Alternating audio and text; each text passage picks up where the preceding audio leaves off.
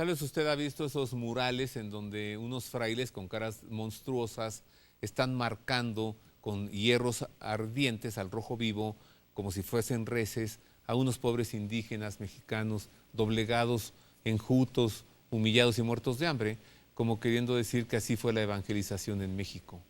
Esa es una de las leyendas negras de la Iglesia, una serie de calumnias que pues le hacen pensar a quien se deja creer en ello que la evangelización en México fue impuesta, obligada, forzada.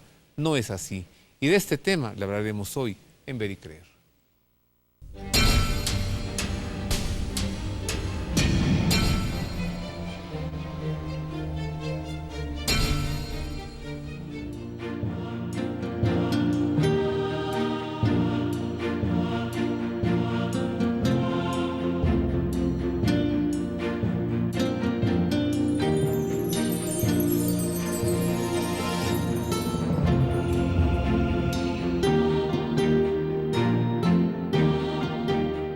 En efecto, queridos amigos, ese es el tema hoy, así que hoy aquí se va a poner candente la cosa, porque vamos a descubrir, vamos a desenmascarar a estos calumniadores que además se han puesto en los libros de texto de la Secretaría de Educación Pública durante muchos años, esta calumnia hacia la evangelización en México. Gracias por estar con nosotros, les saludo con afecto.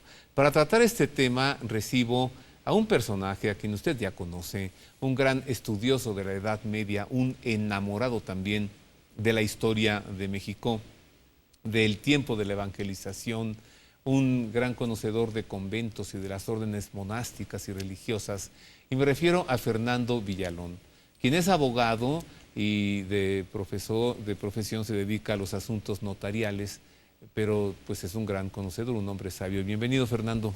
Muchas gracias por tu invitación. ¿Abogado en qué? Derecho corporativo. Abogado corporativo. Así es.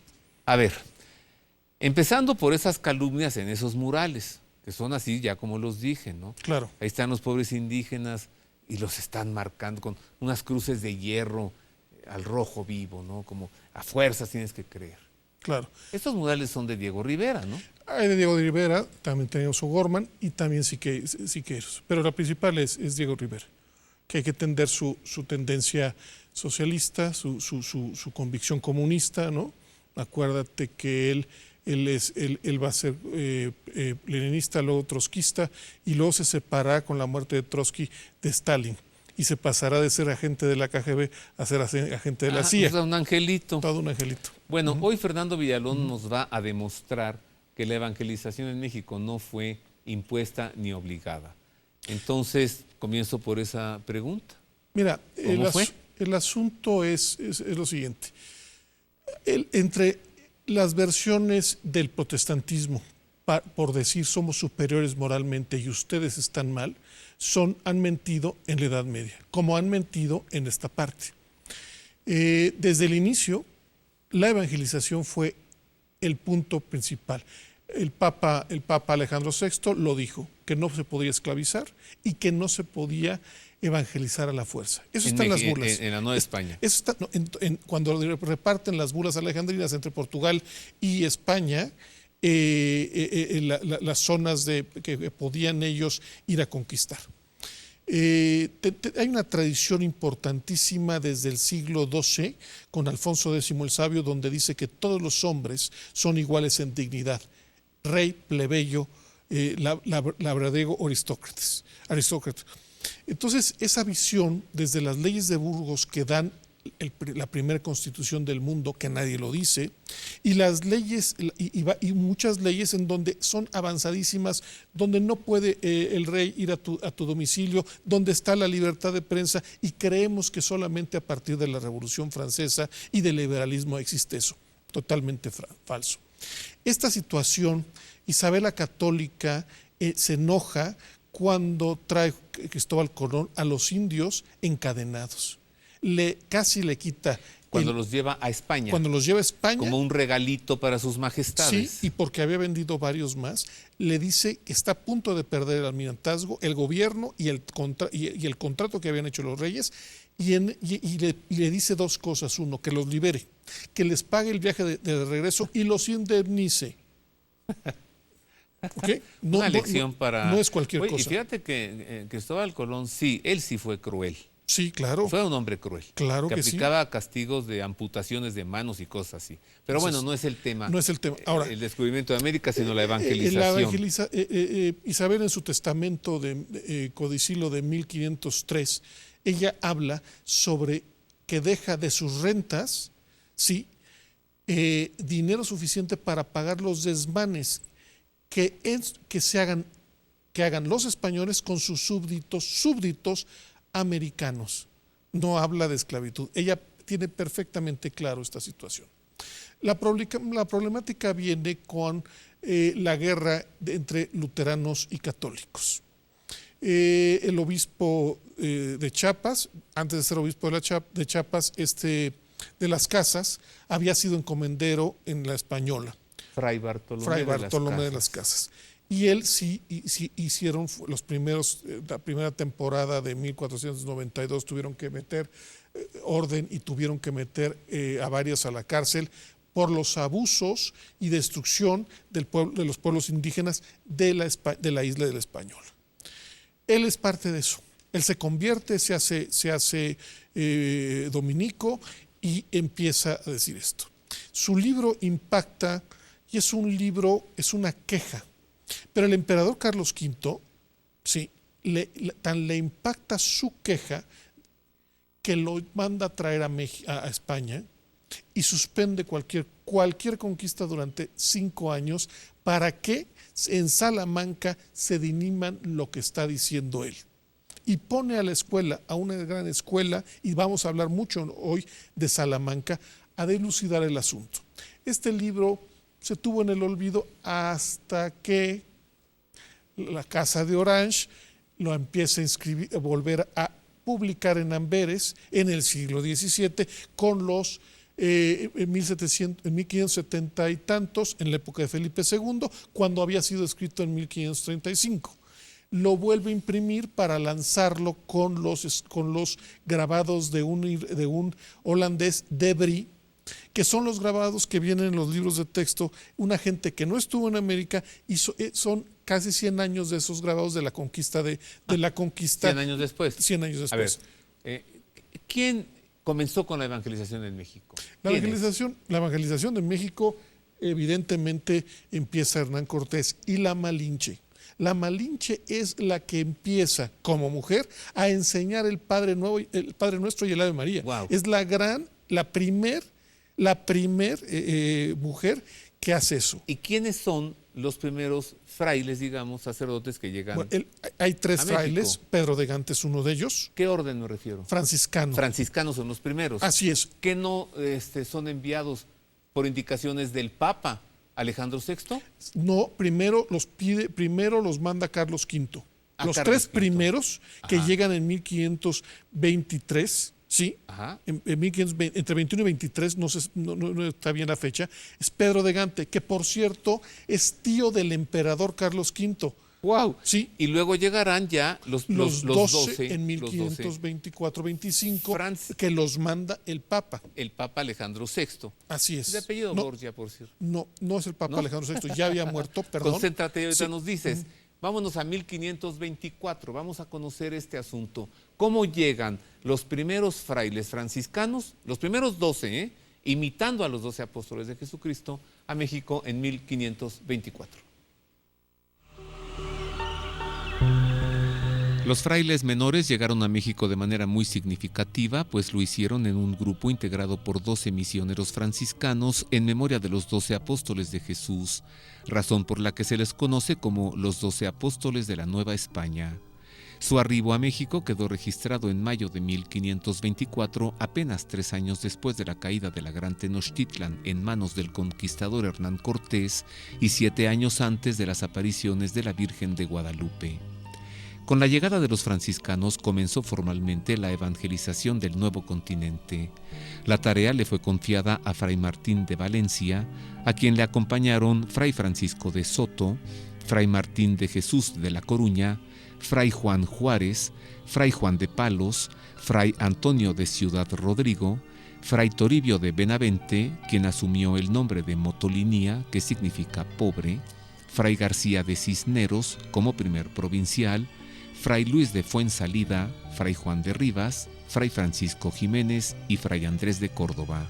En cuanto desembarcaron en Veracruz, estos 12 apóstoles franciscanos recorrieron a pie y descalzos el trayecto entre el puerto hasta la Ciudad de México, donde Hernán Cortés los recibió con veneración, aunque sin imaginar que se convertirían en aguerridos defensores de la vida y de los derechos de los naturales, muchas veces en contra de los deseos del conquistador. Una vez asentados en la región, los franciscanos pidieron a los caciques que les enviasen a sus hijos para educarlos en la fe cristiana, para lo que establecieron los primeros colegios franciscanos que resultaron una institución de primer rango en el México cristiano.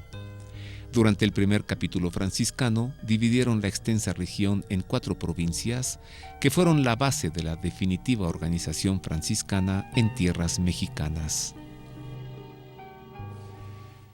Así llegaron los franciscanos a México, franciscanos primeros evangelizadores, pero que Fernando Villalón nos repita esta maravilla que dijo hace un momento para que no pase inadvertida, que la Malinche, Doña Malitzin, Sí, es la primera que les enseña a rezar el Padre Nuestro y el Ave María. a nuestros ancestros. Y esto lo sabemos por las crónicas. Es la primera evangelizadora, una mujer, en México. Y es convencida de la religión que está viendo. También la forma de actuar de Cortés. Y lo dice Mendieta, Fray Jerónimo de Mendieta, lo dice Fray Juan de Zumárraga. Y él es el que pide los primeros 12 franciscanos. Cortés, y pide monjes reformados. No se refiere a la reforma protestante, sino a la reforma de Cisneros. La Casa España, por la influencia de Cisneros, que también era franciscano, por toda esta situación, vienen a México estos franciscanos, que el Papa considera que son los idóneos para venir a la evangelización. Fernando, pues otro gran calumniado, Doña Malinali. Claro. Calumniada al término, al punto de usar este término espantoso, denostativo, malinchista, ¿no? Claro. O sea, por ella, Malinali, Malitzin, Malinche, es una mujer, bueno, habría que hacer un día un programa de ella, pero síguele. Fray Pedro de Gante es una persona impresionante, es hijo de Maximiliano de Habsburgo, el emperador del Sacro Imperio, tío de Carlos V. Él regresa de Gante hacia España y acompaña a Carlos V y Carlos V le platica la primer carta de relaciones de Cortés, le interesa y lo manda. Viene un gran noble, pero es un cuate que es un gran doctor que estudia en Sorbona, que estudia en la Universidad de Lovaina y viene a México a aprender. Es el primero que empieza a darle latín a los indios, que empieza a dar gramática, que empieza a ver el valor de los indios y que empiezan a formar los colegios. Fray Pedro de Gante. Su Luego, parentesco con el emperador Maximiliano, claro, no de México, de claro, Austria. ¿Cuál era? ¿Dijiste? ¿Sobrino? Era hijo de Maximiliano, el abuelo de Carlos V. ¿Sí? El abuelo de Carlos V. Nieto. Entonces, cuando me dicen que vinieron segundones, pues ¿qué clase de segundones? Los que no se quedaban con el mayorazgo. Esos eran los segundones. Vinieron gente de primer nivel y a eso me voy a referir. En la segunda oleada vinieron gente extraordinaria. Uno de ellos es Sagún, el primer antropólogo, y además lo dicen nuestros grandes indigenistas, José Luis Martínez y León Portilla, que nadie puede dudar de ellos. De hecho, León Portilla tiene varios libros sobre Sagún.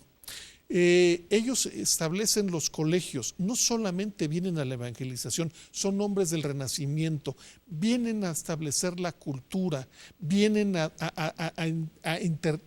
ver cuál es esa cultura, porque hay una tradición con ellos de revisar la cultura de todo el mundo como buenos renacentistas y vienen a darles los conocimientos del mundo.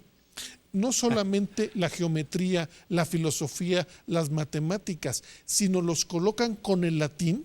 Sí, en ese colegio que fundarán, el Colegio Real de Tlatelolco para indios nobles, donde saldrán los tratados de herbolaria en latín y español, el libro que el Papa Juan Pablo II regresó a México en su primer viaje, y una serie de tratados en una forma impresionante.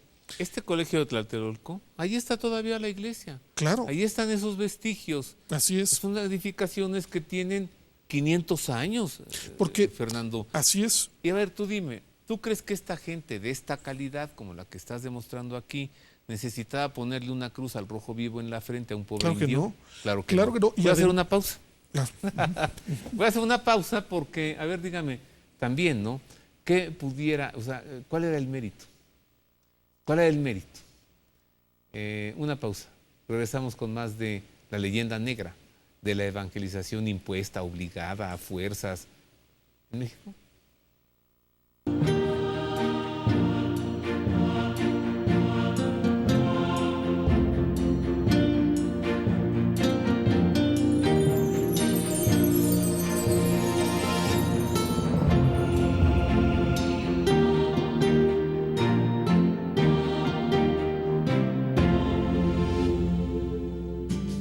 ¿Recuerdas ese delicioso plato de sopa?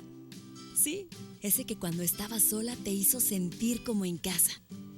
O ese, en el que aprendiste que un silencio lo dice todo. En La Moderna cumplimos 100 años de ser la sopa de tu vida.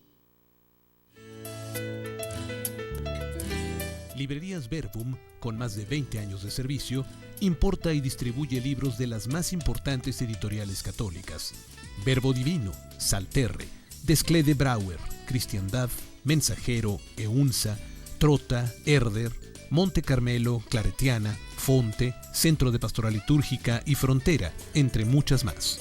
Avenida Cuauhtémoc 1116, Colonia Letrán Valle, Ciudad de México.